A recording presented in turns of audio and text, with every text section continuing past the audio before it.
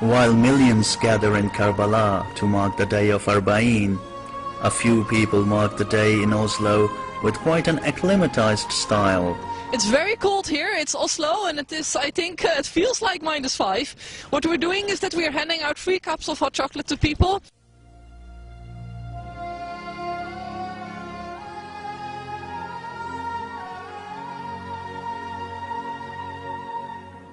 Stands were set up in 2 key locations of the city, in the center and the east end.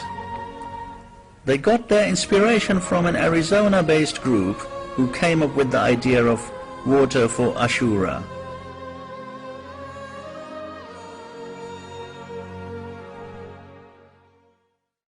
Actually, it's the first time here in Oslo.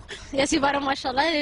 I didn't believe that it's going to be so great. We have talked with a lot of people here, and a lot of people didn't know about Shia Islam. Now they know about it. There is since Ya Hussein, and some text in Norwegian about what he stood for.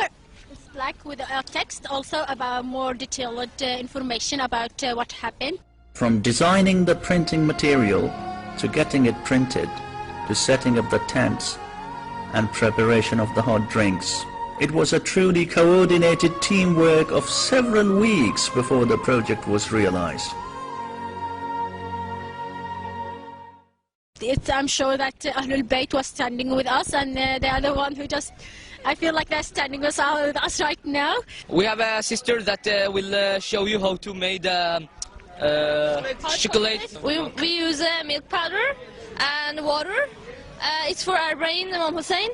We mix it up with chocolate, hot chocolate, and sugar.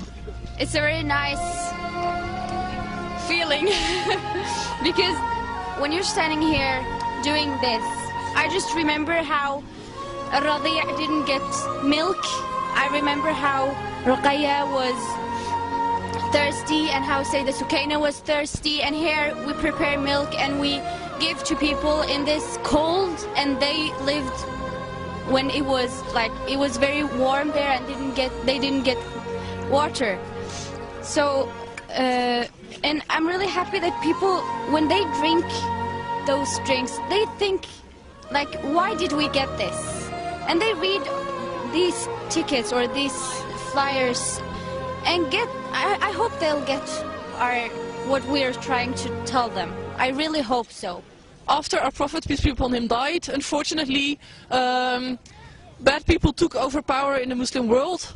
They started to oppress people in the name of Islam. Unfortunately, we still see that today, that this happens. I just want to make the people know about Imam Hussein and the Arba'in, and let people know everything about him, because it's something that is wrong that people think about Imam Hussein, and we don't want that to happen.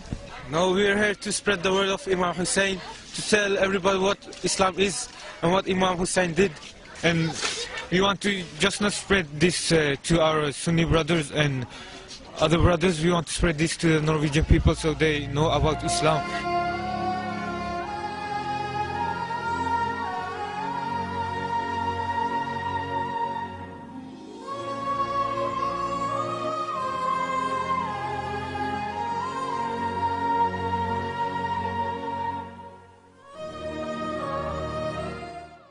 What I think is the most important message about Imam Hussein to non-Muslims is his race against injustice. It's that he stood up against injustice, and he has a very famous sentence where he says that if you are not a believer, at least be a free man.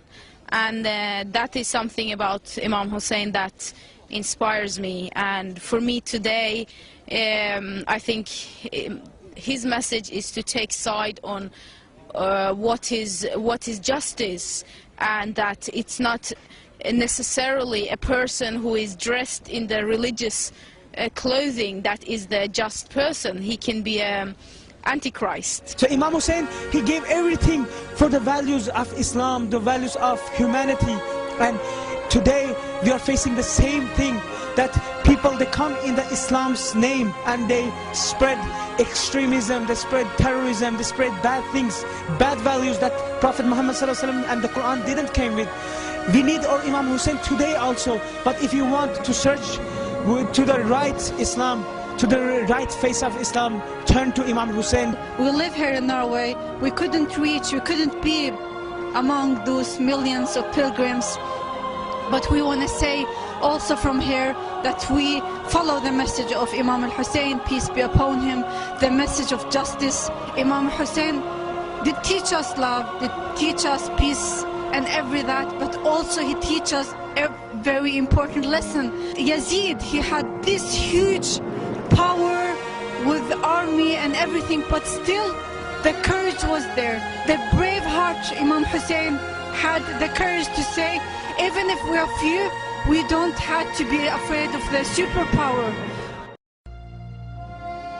The legacy of Imam Hussein is flourishing year by year everywhere around the world. His message has reached places like Norway, once considered remote and foreign to Muslims. But Muslims have now become part of the Norwegian society and culture, and so has Arba'in.